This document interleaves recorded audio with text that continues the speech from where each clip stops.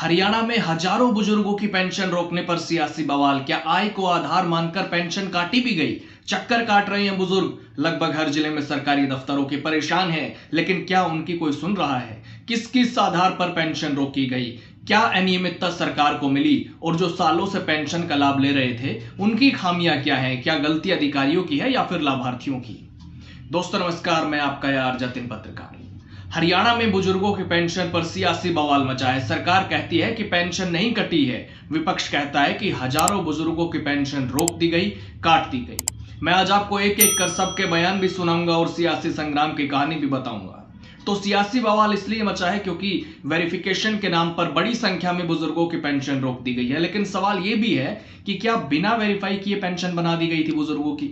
और बीजेपी तो खुद लंबे समय से सत्ता में है हरियाणा में, इतने सालों बाद वेरिफिकेशन का काम याद आया सरकार को, और वो भी 2024 का चुनाव जीतने के बाद। हालांकि सीएम से जब सवाल हुआ तो उन्होंने क्या कहा वो आप सुनिएगा। दो बयान मैं सुनाऊंगा आपको सीएम के।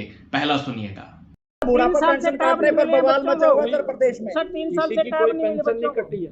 कट रही है सर, मैंने कहा है ना किसी की। सर एक बार जाके देखिए। बुढ़ापा पेंशन काटने पर बवाल मचा हुआ उत्तर प्रदेश में। सर 3 साल से कोई पेंशन नहीं कटी है।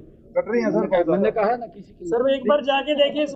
तो सीएम ये कह रहे हैं कि किसी की पेंशन नहीं कटी है।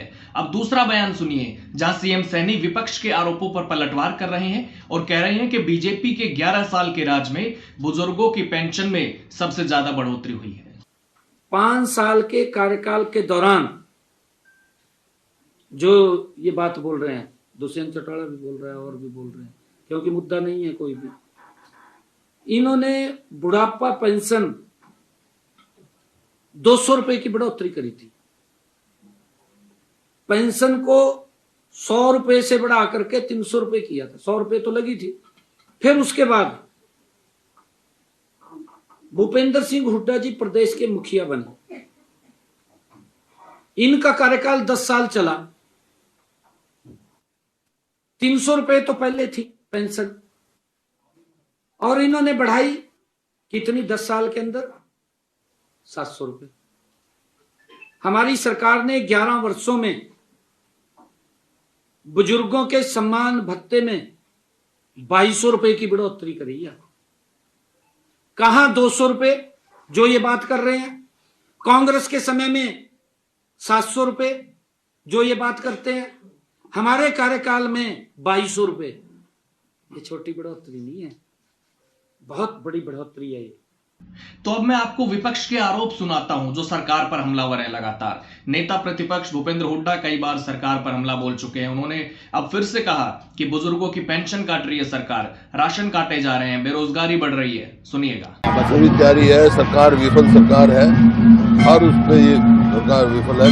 किसान को मुआवजा नहीं मिलता, बुजुर्गों की पेंशन काट रहे हैं, राशन कार्ड काट रहे हैं और बेरोजगारी बेहद बढ़ रही है। कानून व्यवस्था इस तरह बहुत सारे मुद्दे हैं, तो सरकार को घेरने का काम करेगी कांग्रेस। इसके अलावा बुजुर्ग पेंशन पर अभय चौटाला क्या कह रहे हैं वो भी आप सुनिएगा। अगर एक एमएलए विधानसभा से पेंशन लेता है, राज्यसभा का या मेंबर पार्लियामेंट बना जाता है, वहाँ से भी लेता है, अगर उसको अधिकार है तो उस बुजुर्ग को भी अधिकार है जिसकी उम्र 60 वर्ष है। आप उसके अधिकार पे डाका नहीं डाल सकते। सदन में भी उठाएंगे? बिल्कुल उठाएंगे, क्यों नहीं उठाएंगे। हम सदन में नहीं, पहले ही नाक में दम कर देंगे।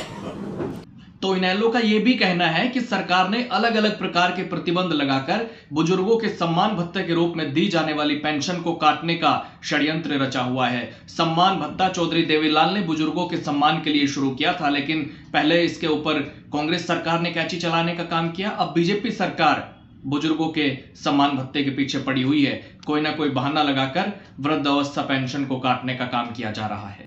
अब जरा दुष्यंत चौटाला को भी सुनिएगा, जो पिछले सरकार में सहयोगी भी रहे थे बीजेपी के। वो बुजुर्गों की पेंशन पर क्या कह रहे हैं, सुनिएगा। बूढ़ों की पेंशन काट दी ये कहते हुए कि तुम्हारी आय 3 लाख से ऊपर चलेगी ज्वाइंट फैमिलीज के अंदर। वही अगर हम उठाकर देखें, महिलाओं को जो विधवा है या जो हैंडीकैप्ड साथी है, उनको भी दोबारा रीवेरिफिकेशन के ऑर्डर दे दिए गए कि अपना नया प्रमाण पत्र या डेथ सर्टिफिकेट लाओ, उसके बाद पेंशन शुरू हो। इनने तो प्रत्येक वर्ग को प्रताड़ित करने का काम कर दिया। और जिस तरह प्रदेश के अंदर मुख्यमंत्री का रवैया है, मुझे लगता है मुख्यमंत्री हरियाणा से ज्यादा तो पंजाब में समय देते हैं। इतना ही नहीं, आम आदमी पार्टी ने भी सरकार पर 75,000 बुजुर्गों के पेंशन काटने का बड़ा आरोप लगाया है। नायब सिंह जी ने कल ही एक प्रेस स्टेटमेंट में कहा, कहते किसी की पेंशन नहीं कटी। हरियाणा के अंदर 75,000 से ज्यादा लोगों की पेंशन काट दी गई है। 75,000 से ज्यादा लोगों की पेंशन, और नायब सिंह जी ऑन रिकॉर्ड कह रहे हैं कि किसी की पेंशन नहीं कटी। तो ऐसे व्यक्ति को क्या कहेंगे? छोटी मोटी डिग्री से तो इतना बड़ा झूठ बोला नहीं जा सकता। इसका मतलब नायब सिंह जी ने झूठ बोलने में पीएचडी की डिग्री हासिल कर ली है। और क्या कह के ये पेंशन काटी जा रही है?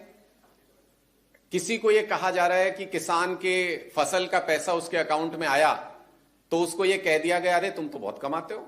मतलब किसी किसान का अगर 2 लाख रुपया 3 लाख रुपया अगर उसके अकाउंट में आ गया फसल का, तो उसको कहा जा रहा है कि 3 लाख रुपए कमाई है तुम्हारी, तो तुम्हें पेंशन नहीं देंगे। उसकी पेंशन काट दी।